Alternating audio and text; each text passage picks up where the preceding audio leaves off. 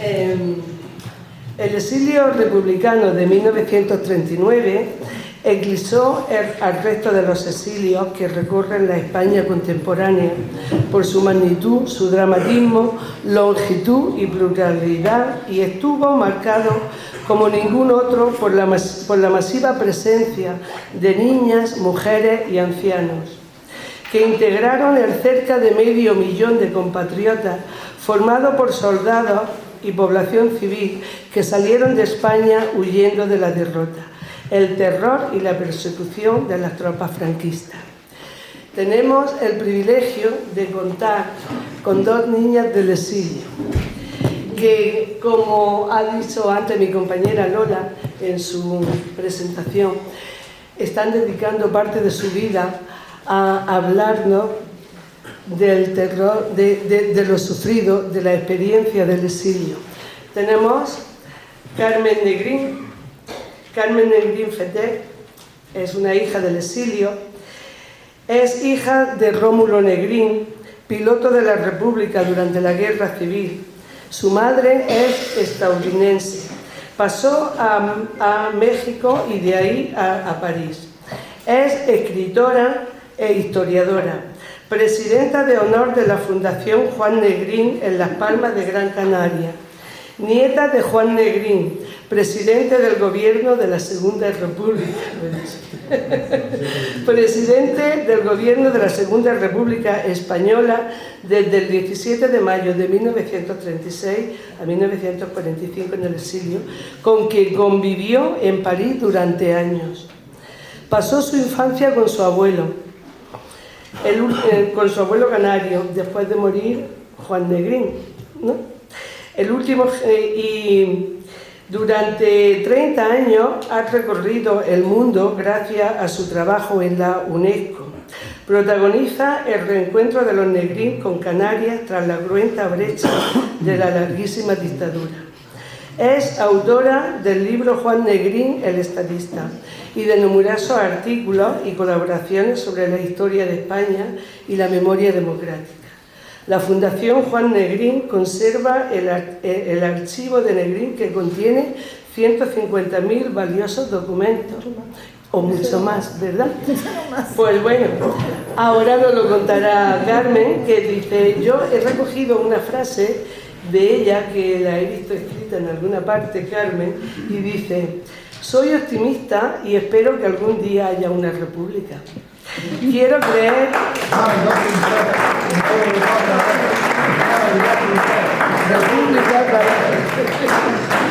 Dice, y sigue diciendo Carmen, que dice: quiero creer que un día volverá y ese día podré pedir la nacionalidad española.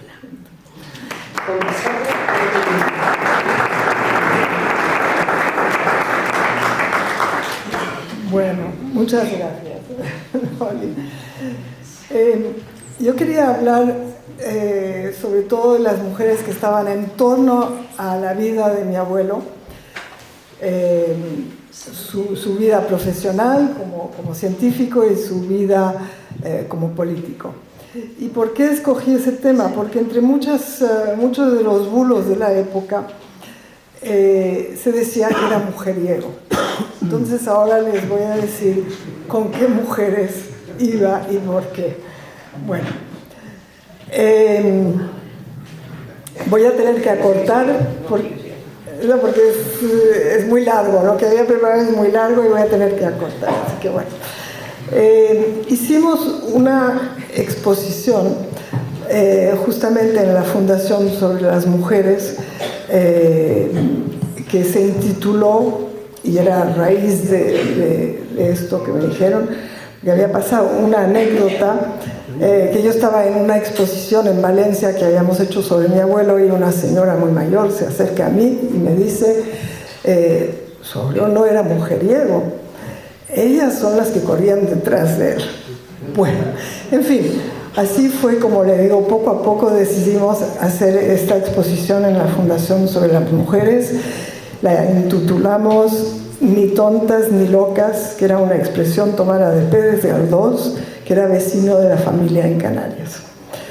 Voy a saltar sobre la familia propia, porque cada una de las mujeres en la familia tiene mucho carácter y han hecho muchas cosas, pero voy a pasar a una sola, que era la compañera de mi abuelo, porque mi abuelo se separó de mi abuela, y la compañera de mi abuelo durante más de 30 años se llamaba Feliciana López de Don Pablo. Feli, como le decíamos, era de origen muy humilde. Nació en el Escorial. A los 9 años era huérfana de padre y de madre. Su familia cercana se hace cargo de sus 2 hermanas y la mandan a trabajar en un lujoso hotel del Escorial. Aprende a lavar, a planchar, a coser. Después de unos años se va a Madrid y a los 16 años es empleada en el laboratorio de fisiología de mi abuelo. Él le enseña a escribir y a leer, le presta libros, ella aprende francés, inglés, hasta saca un título de química, se afilia al PSOE. Años después es encarcelada durante los eventos de Asturias, donde había ido por encargo de mi abuelo a ayudar a los encarcelados, en particular a Teodoro Menéndez y a González Peña, respectivamente presidentes del segundo y del primer comité revolucionario. La guerra empezada, mi abuelo la nombra delegada de residencias infantiles y casas hogares. Eran residencias para los niños desplazados y huérfanos de la guerra. Son cuidados, alimentados, escolarizados. Feli, además, recaba ayuda para ellos, de los franceses, de los cuáqueros, de los ingleses, del Socorro Popular, etc. De ella, María Casares, no sé si saben quién es, pero en fin, era la hija de Casares Quiroga y fue una actriz muy conocida, no en su país, en el de al lado, en Francia. Y ella era amiga también de Albert Camus y de nuestra familia. Bueno, y escribió sobre ella que era una mujer excepcional, con una sensibilidad y una inteligencia muy especial. Una mujer que hacía que uno podía sentirse orgullosa de ser mujer. Bueno, alejándonos del círculo íntimo, habían, claro, muchas otras mujeres, empezando por el marco de su profesión como científico. Como ya saben, hasta la creación del ILE, el Instituto de Libre Enseñanza, y más tarde la residencia de estudiantes en 1910 y posteriormente en 1915 de la residencia de señoritas, las mujeres no tenían acceso a las clases de nivel universitario. Les hacía falta la autorización del padre y sobre todo una autorización ministerial. Además, las costumbres muy marcadas por la Iglesia hacían que no favorecían la intromisión de la mujer en el mundo intelectual. Por lo tanto, las pocas mujeres que se dirigieron hacia las universidades, los laboratorios, el mundo científico en particular, eran mujeres perseverantes, feministas, krausistas y mujeres que tenían además el apoyo familiar para poder justamente entrar en ese sistema. De por sí eran ya mujeres excepcionales. Entre 1930 y 31 hasta 1939 se estima que pasaron de 5% a 14% del alumnado, pasaron a ser de 5 a 14% del alumnado universitario, que sigue siendo bajo, pero en fin, era un progreso. Donde más presentes estaban era en filosofía y letras, claro, pero también, sobre todo, en farmacología, medicina y química. Por primera vez se aceptó que el concepto que la titularización universitaria de las mujeres implicaba un ejercicio profesional. Estas expectativas, claro, fueron brutalmente truncadas por la guerra y el franquismo, que les mandó de regreso a sus casas a ocuparse de sus maridos y de sus niños. Dentro del mundo femenino que frecuentaba mi abuelo, les voy a dar una por una, algunas, no todas, pero en fin. Estaba María de Matruste, que dirigió la residencia, rama femenina de la residencia de estudiantes, donde mi abuelo había creado el primer laboratorio de fisiología de España, que luego unió con otro laboratorio que construyó en la ciudad universitaria actualmente llamada Complutense, que además se puede ir y visitar porque lo renovaron y se puede ver. Por lo general, las mujeres iban antes a un laboratorio que se llamaba el Laboratorio Forster, pero mi abuelo abrió excepcionalmente las puertas del suyo para que las mujeres también pudiesen venir y beneficiar. Bueno, entonces le voy a hablar de algunas de las que pasaron por su laboratorio. Una de ellas, no sé si a lo mejor la salto, era una mujer, bueno, les voy a decir, era una mujer que se llamaba Amelia Azarola. Fue una de las pocas mujeres que benefició justamente de eso, terminó brillantemente, impartió cursos de maternología en la cárcel. España se volvió referente entre los países más avanzados de Europa y, por supuesto, esta experiencia se trasladó a otros centros educativos y culturales. Esta persona, curiosamente, acabó en la cárcel por ser falangista.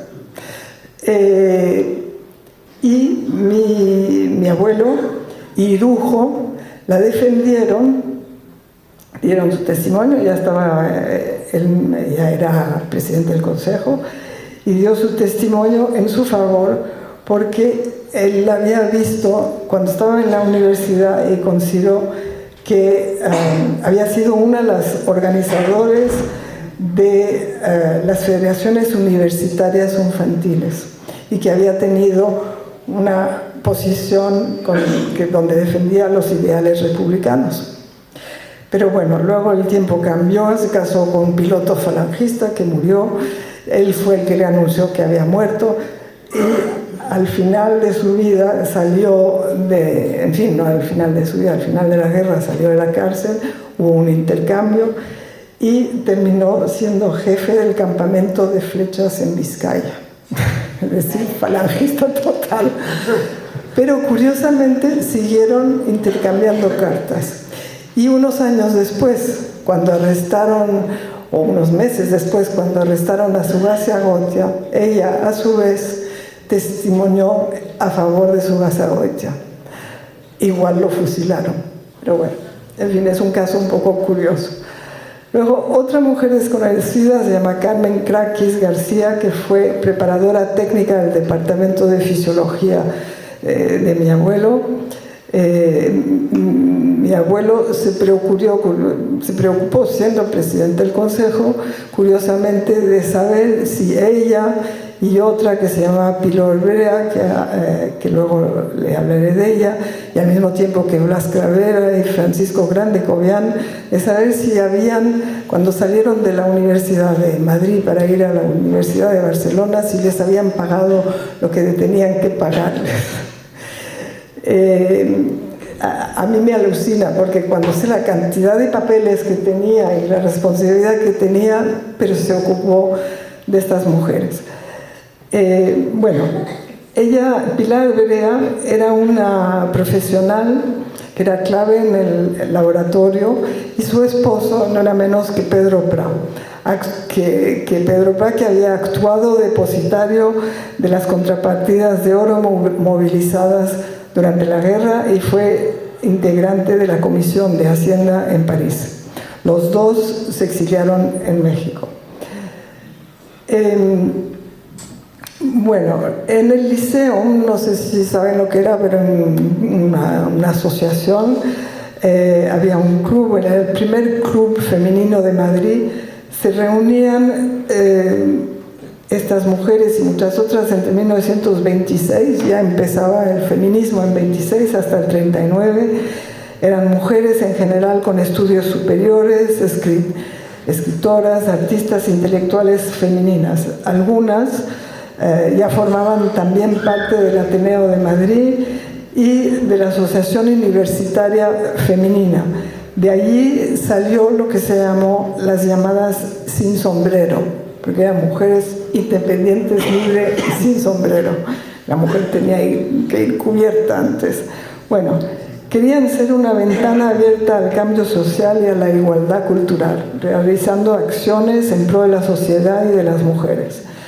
Casi todas fueron olvidadas, pero algunas, como Maestu que mencioné antes, Victoria Kent, Oyarzabala, Cambrúbil, Lejárraga, Carmen Baraja, María Luisa Navarro formaban parte de la junta directiva y se destacaron.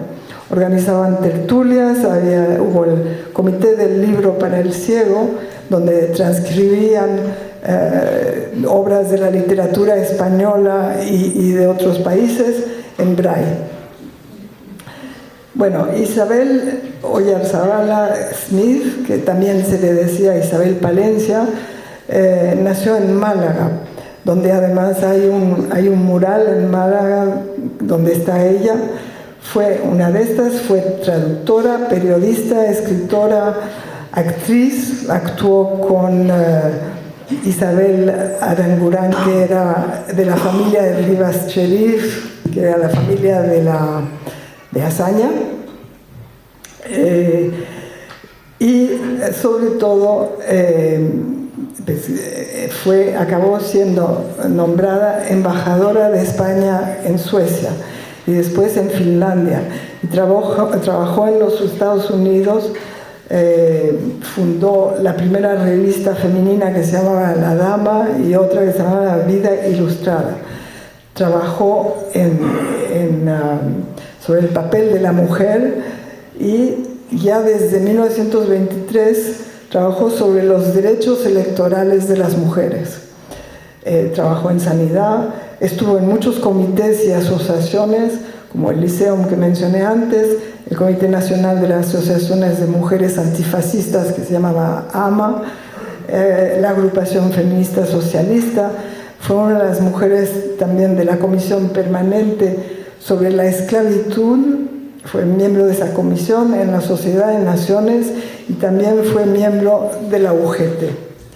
Trabajó en las comisiones de la OIT, después fue socia del Ateneo de Madrid, se opuso al gobierno de la Seda, obviamente, fue enviada por mi abuelo a recabar fondos para la República en guerra en los Estados Unidos y Canadá.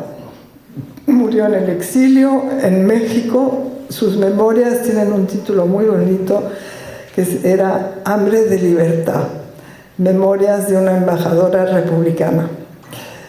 María de la O Lejárraga hacía parte de este grupo, era políglota, maestra, escritora, política, feminista, era parte en fin, estaba relacionado con el ILE y empezó escribiendo bajo el nombre de su marido, porque, bueno, no podía firmar ella misma, entonces firmó bajo su nombre. También estuvo en relación con gente como Juan Ramón Jiménez, Falla. Ella creó con él El Amor Brujo, que me imagino que conocen. Fue luchadora por los derechos de la mujer, socialista, miembro del Comité de Mujeres Antifascista, diputada por Granada. Se exilió primero en Niza, donde casi perdió la vista por las penurias que tuvo que pasar.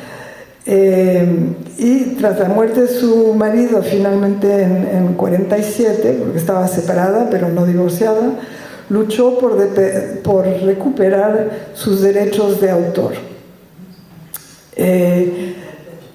Sobrevive gracias a la ayuda de amigos, en este caso el primer sitio donde fue a caer fue en Estados Unidos, y a través de mi tío y sobre todo de su mujer, que era actriz y que trabajaba en Hollywood, se fue a Hollywood y ella fue la que escribió La Dama y el Vagabundo.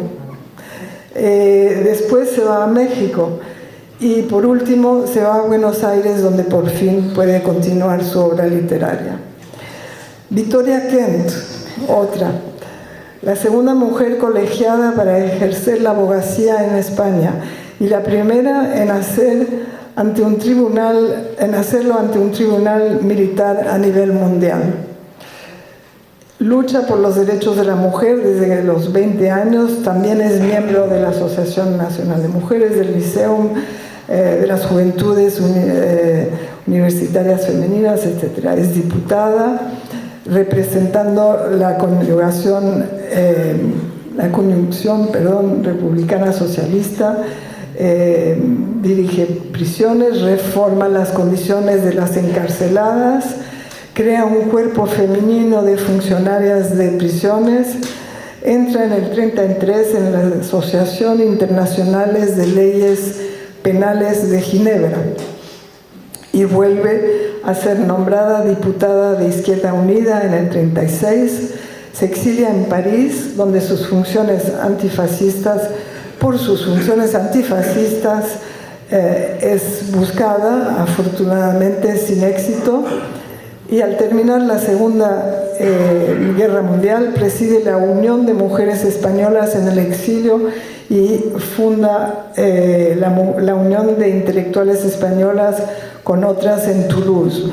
En 1948 se marcha a México, donde vuelve a trabajar sobre el derecho penal. En 1950 colabora con la sección de defensa social en las Naciones Unidas y de 51 a 57 es ministra sin cartera del gobierno republicano en exilio, siendo así la segunda mujer en ocupar ese puesto desde Montseny. Funda la revista Ibérica, regresa a España en el 77, pero no se queda, regresa a Nueva York, donde morirá en el mismo año. En la Conferencia Internacional de Mujeres por la Paz escribió: las mujeres aún no han podido salvar la paz, pero estoy convencida que aún no es demasiado tarde para que salven la democracia. Margarita Nelken, Victoria Kent, La Pasionara, Matilde de la Torre, Julia Álvarez Reseño, que también fue la esposa de un diputado del PSOE, todas ellas y más formaron parte del AMA, que mencioné antes, y de otras agrupaciones, como por ejemplo las Mujeres Libres. Estoy tratando de, bueno, esto lo paso. Trabajaron, claro, sobre programas de alfabetización, capacitación para las mujeres de la clase trabajadora, y todas abogaron por la necesidad de la liberación sexual y la igualdad a través de la revolución social. Las exigencias de la guerra hicieron que las mujeres fuesen a luchar al frente, como ya saben, y que trabajasen en fábricas, talleres, realizando los servicios educativos, sanitarios y de asistencia social. Así, las mujeres antifascistas recibieron el encargo del gobierno de la República de la asistencia y auxilio a los combatientes en el frente y en la retaguardia. Su vinculación con el Comité Mundial de Mujeres contra la Guerra y el Fascismo promovió el interés por el conflicto español a través del mundo.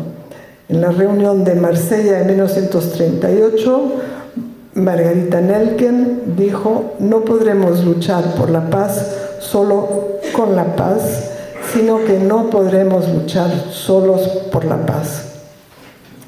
Pese a las diferencias ideológicas, la apasionada también mantuvo una relación con mi abuelo, compartiendo el compromiso por la lucha contra el fascismo y la defensa de la República.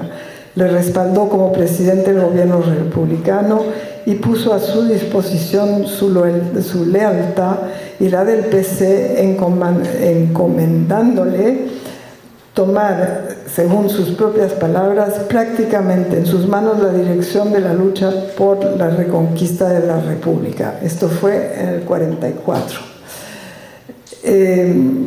Margarita Nelken, que ya mencioné, desarrolló su carrera política entre las filas del Partido Socialista y luego el Partido Comunista.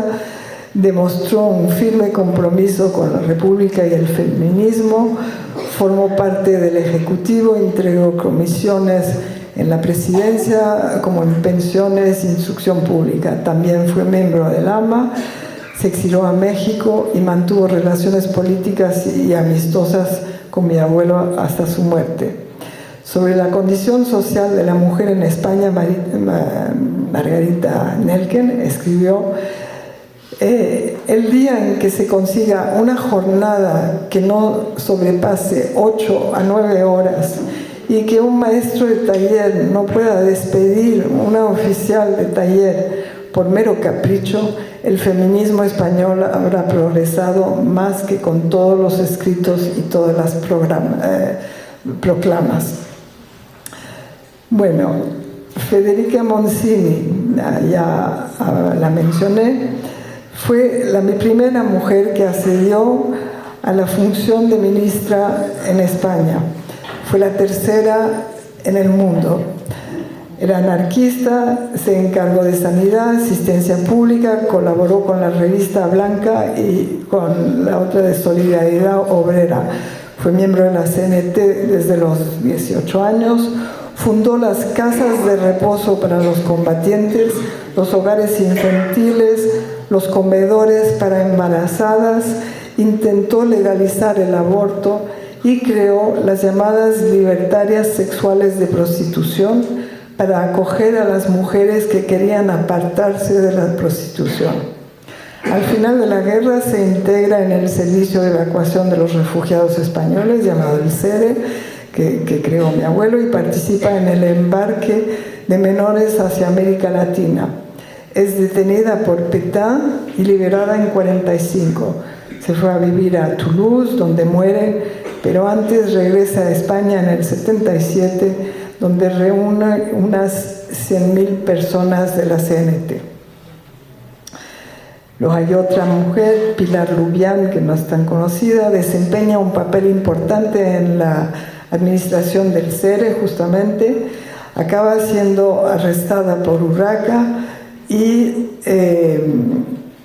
mandada a Ravensbrück. Sobrevive.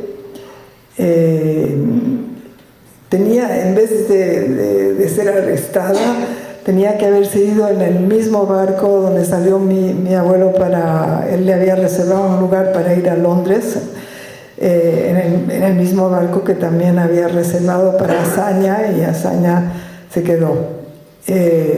Bueno, los dos lo pasaron obviamente mal. Tras su liberación, se exila a México, y gracias a ella se pudo, en parte a ella, se pudo recuperar justamente el archivo y la biblioteca de mi abuelo, que ahora, como saben, se encuentra en la fundación.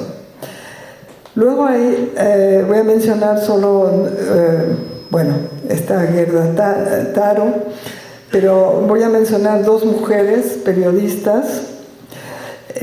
Una de ellas era la esposa de Hemingway. Esta mujer, que se llamaba Martha Gellhorn, y que además le hizo un sello Obama, en tiempos de Obama, hicieron un premio a su nombre. Y la otra se llama Frida Kirchwey. Las dos americanas defendieron a ultranza los ideales de la República, reflejando la crudeza de la contienda de posguerra, poniendo nombre y apellido a sus víctimas civiles. Y como Gerda Taro, las dos dejaron un legado esencial, no solo de lo ocurrido, sino también de la importancia de la libertad informativa en tiempos de conflicto.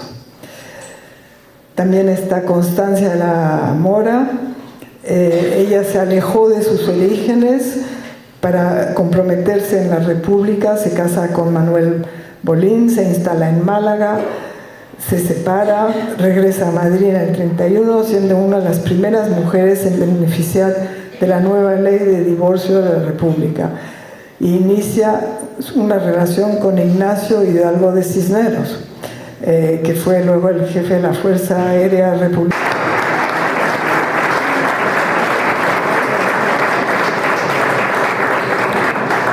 Gracias, Carmen. Una gran exposición. Gracias.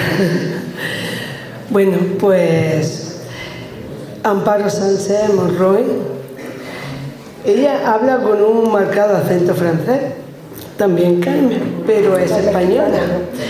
Es una de tantas y de tantos que huyeron de España tras la guerra de España y que adoptaron otro idioma, pero mantuvieron su nombre. Aún no había cumplido un año cuando sus padres, junto a otro 500.000 de españoles, cruzaron la frontera francesa, huyendo de la represión y de una posible condena a muerte por defender la Segunda República. Su padre fue teniente de la Guardia de Asalto de la República y su madre, miembro de las Juventudes Socialistas y delegada del Socorro Rojo Internacional. Sus nombres estaban marcados con una cruz. Entre febrero de 1939 y principios de 1942, más de 160.000 hombres, mujeres y niños pasaron por el campo de concentración o de internamiento de Angers-sur-Mer. Eran en su mayoría españoles que huían de la guerra y de la represión en los primeros años de la dictadura. Entre todos ellos estaba Amparo, que nació en el Prat de Llobregat en 1938, en plena guerra de España, y que ahora cuenta cómo su vida ha estado marcada por la memoria, la de sus padres, la de los exiliados y la de todos los que sufrieron la guerra de la dictadura. Yo me he permitido también, igual que con Carmen, rescatar una frase que he leído sobre vosotras, en este caso sobre ti, que dice: si he sobrevivido es para testimoniar, para que esos tiempos de fascismo no vuelvan más. Pues tienes la palabra, Amparo, y te escuchamos.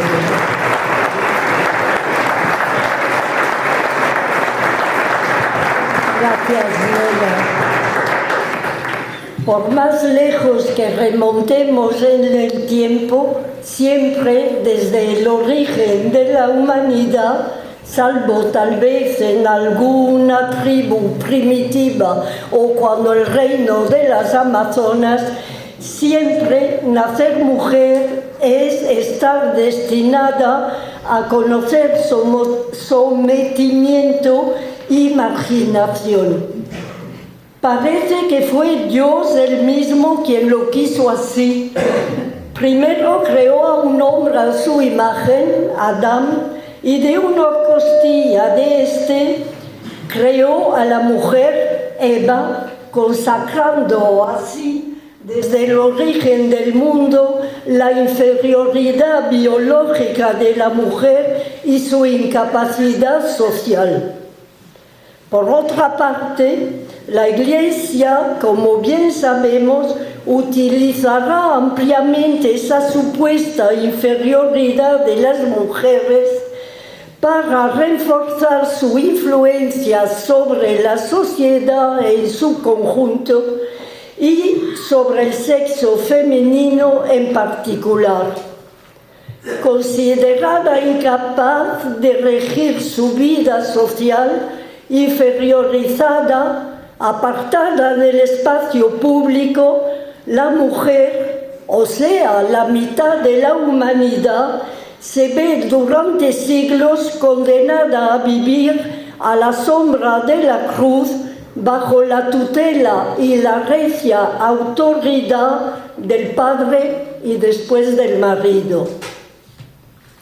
Y sin embargo, ni la desigualdad de su condición primera, ni la marginación, ni el duro sometimiento que pesa sobre ellas podrán impedir o frenar la marcha de las mujeres hacia la conquista de sus derechos civiles y de su emancipación.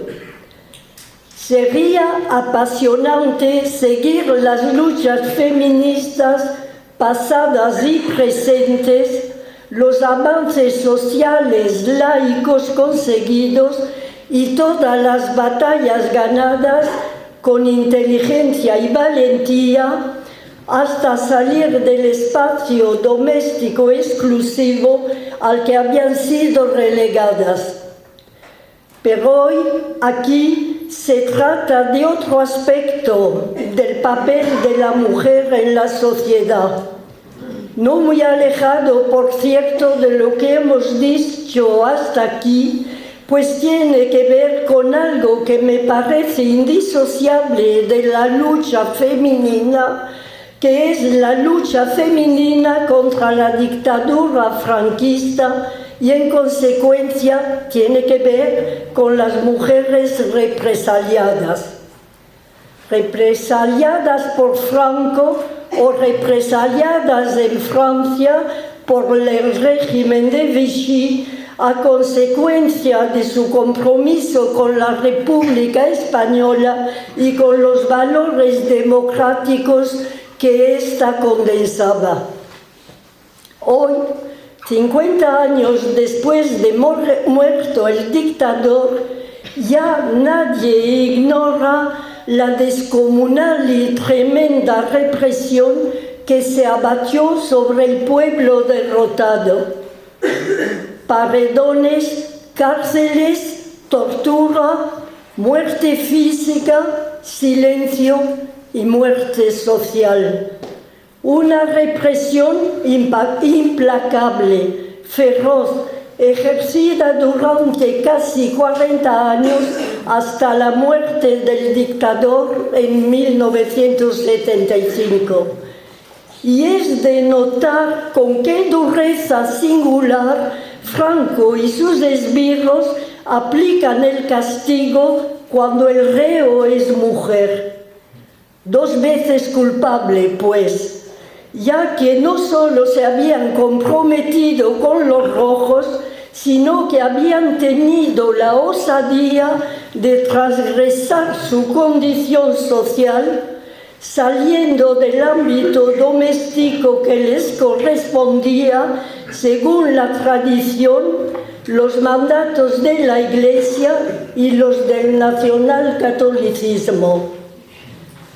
De todos son conocidos los nombres de Lina Odeno, Matilde Landa, las 13 Rosas, Enriqueta Otero, Tomasa Cuenca o Rosario Sánchez la Dinamitera.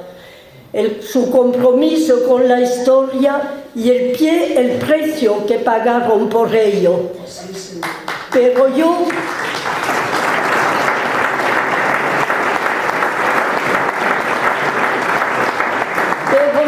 quiero desde aquí evocar otros nombres de mujeres represaliadas, nombres de mujeres anónimas que la historia con una H mayúscula no recoge.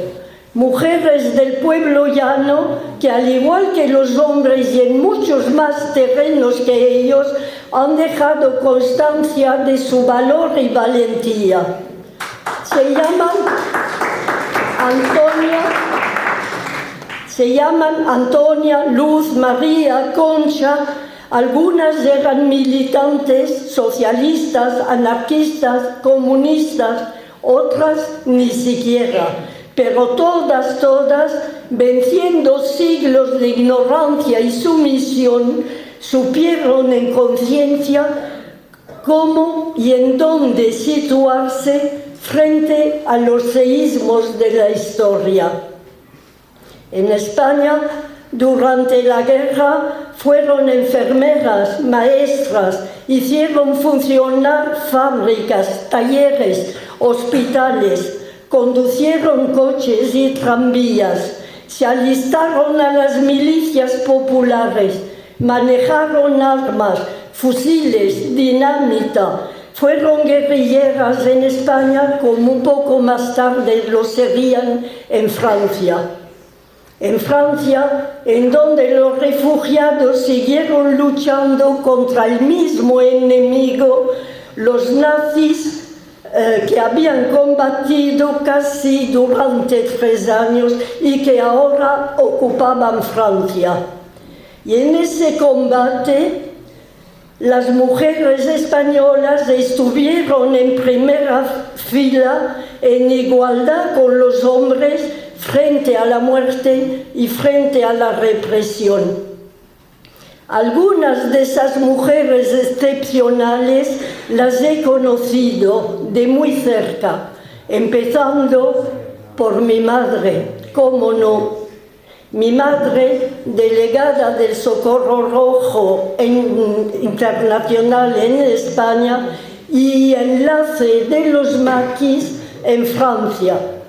Mi madre, que disimulaba entre la ropa del cochecito en donde estaba acostado mi hermano Andrés, entonces bebé, las consignas de la UNE, números de reconquista de España o del mundo obrero, que mi padre, arriesgando mucho, había recogido y que ella, arriesgando otro tanto, iba distribuyendo después. Esperanza Martínez, mi amiga guerrillera, la llamaban Sole en el monte. Tiene 20 años cuando con su hermana se incorpora a la agrupación guerrillera de Levante Aragón, el AGLA, donde estaba ya su padre, y ella y su hermana van a servir de enlace a los llamados huidos. Un día, cumpliendo la misión de acompañar a un guerrillero hacia la frontera francesa, es detenida por la Guardia Civil, interrogada y mandada a Gobernación a Madrid, en la Puerta del Sol. Torturada salvajemente, es condenada a 20 años, más tarde la pena le será rebajada a 15 años de cárcel que cumplió haciendo trabajos de costura para las monjas que la custodiaban.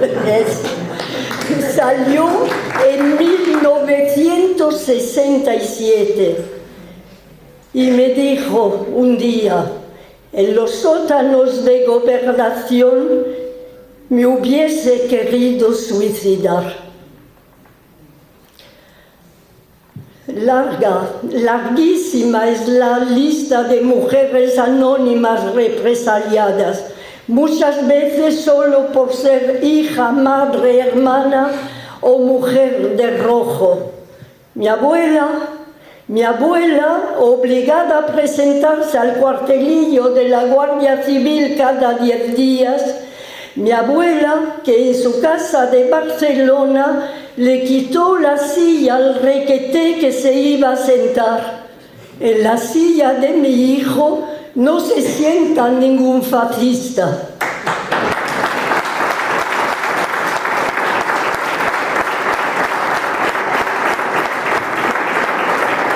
La silla de su hijo recién fusilado en Montjuïc. ¿Quién a nivel estatal les ha rendido el homenaje póstumo merecido? ¿En dónde está aún hoy en día el reconocimiento nacional a esas mujeres? Multitud de mujeres sacrificadas con el peso de los condicionantes históricos anteriores, sufriendo marginación, desigualdad cultural y jurídica, y que sin embargo, supleyendo a los hombres en tiempos de guerra, permitieron que siguiera funcionando la sociedad, ocupando puestos de servicios esenciales para los que no estaban ni siquiera preparadas. Teresa Rebull, militante del PUM, quien, después de mucho hablar de guerra y de exilio en su casa de Bagnols-sur-Mer, yo, que canto tan mal, entonaba con ella himnos revolucionarios a los que ella acompañaba con su guitarra, devolviéndoles toda su potencia y emoción. Neus Català, militante del PSUV, Neus, que era enfermera, acompañaba una colonia de niños, primero a lo largo de la Costa Brava hasta la frontera francesa y después ella siguió hasta el departamento de la Dordogne, campos de concentración desde luego, y desde ese mismo departamento francés ella integró el Maquis de Tournac, en donde pertenece al grupo llamado Carlos, es detenida por la policía de Vichy y será deportada a Ravensbrück. Neus, que me hizo el honor y el gran placer de venir al homenaje 100.000 luz para 100.000 refugiados que organicé en la playa de Argelès-sur-Mer en febrero del 2000, es decir, el mismo año en que me jubilé profesionalmente. Hoy Neus se fue, pero nos ha dejado como ejemplo su testimonio de mujer luchadora. Sara Berenguer, de la CNT, fue miembro del grupo Mujeres Libres en Barcelona y que en Montardí, un pueblecito del departamento del Hérault, mantenía muy vivo en el año 2000 todavía, cuando yo la vi por última vez, el mismo espíritu de resistencia con el que empezó a luchar en Barcelona en tiempos del llamado carnicero de Barcelona, Martínez Anido, y su colega Arlegui. Lise Ricol, que con su marido, Arthur London, ayudó a la reorganización del Partido Comunista Español en París, poniendo a sus miembros en contacto principalmente con las brigadas internacionales.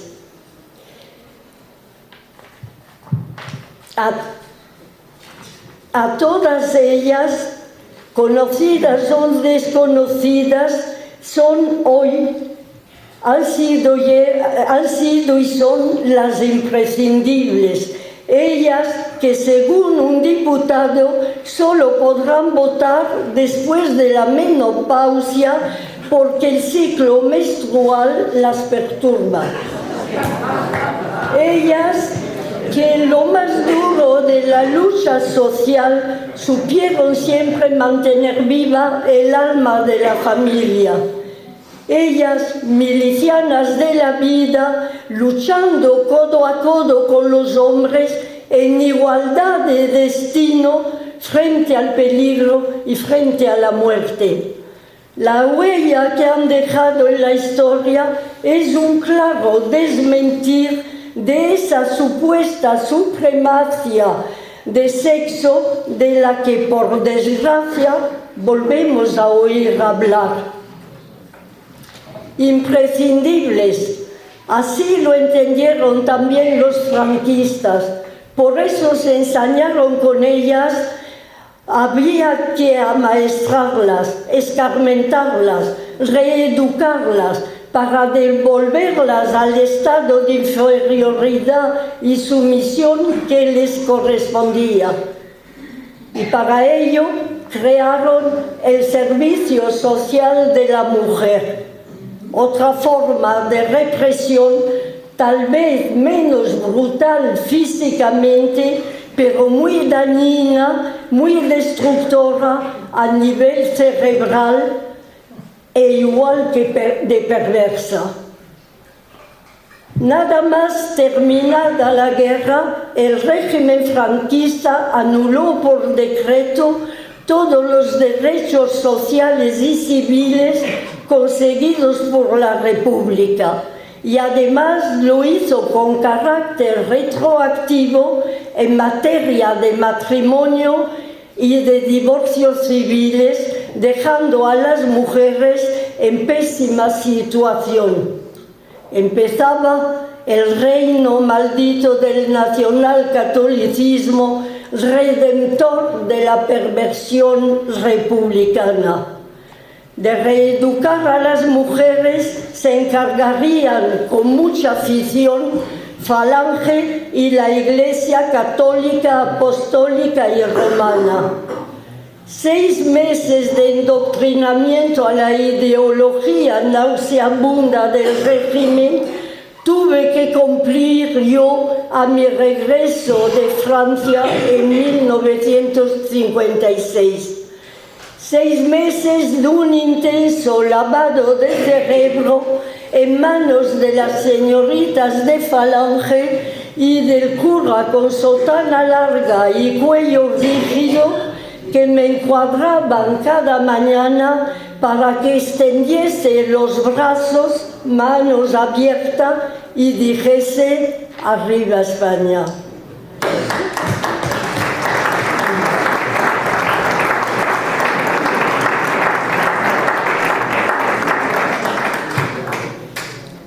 Creado el 7 de octubre del 37, el Servicio Social de la Mujer, tutelado por Pilar Primo de Rivera, hermana del ideólogo de la Falange, sería impuesto después de la guerra a toda mujer entre 17 y 35 años, excepto a casadas o a monjas, porque esas ya estaban sumisas.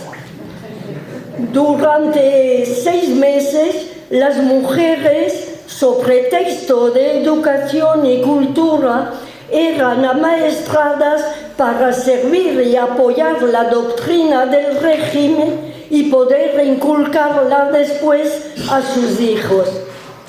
El programa de la sesión femenina y demás escuelas del hogar era básicamente aprender a ser una buena ama de casa, cocinar, coser, bordar y ser sobre todo buena esposa, sometimiento al hombre, abnegación y sacrificio, sin olvidar el saludo a la patria indisociable de la fe católica. A las mujeres les falta el talento reservado por Dios para inteligencias varoniles, nos decían. El padre tiene la autoridad. Esa autoridad le ha sido dada directamente por Dios. Así figura todavía en los libros de bachiller de los años 1958 y 1962. Fueron 6 meses muy duros para mí, pero puedo asegurar que en ningún momento y a pesar de todo lograron extirparme el famoso gen rojo que detectó el doctor Najera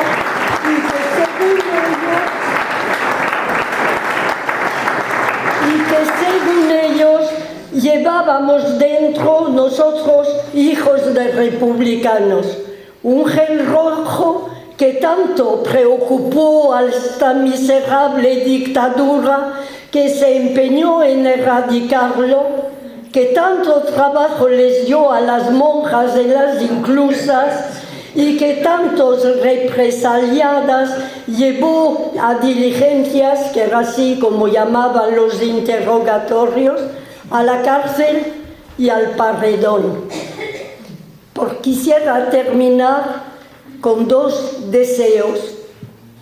Primero, que mi palabra hoy suene como un profundo y sentido homenaje no solo a la multitud de mujeres represaliadas en nuestro país, sino también a todas las que siguen siendo martirizadas por el mundo.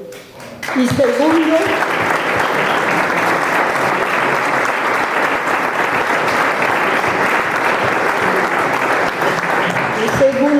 es un poco un sueño, un deseo, una utopía tal vez, si miramos hacia Afganistán, por ejemplo, pero también aquí y en cualquier territorio del mundo aún, que todas las mujeres, todas un día, juntas con los hombres, en igualdad de derecho y de tratamiento, podamos, como Rosario de Castro en su día, decir: soy libre, nada puede contener la marcha de mis sentimientos y son la ley que rige mi destino.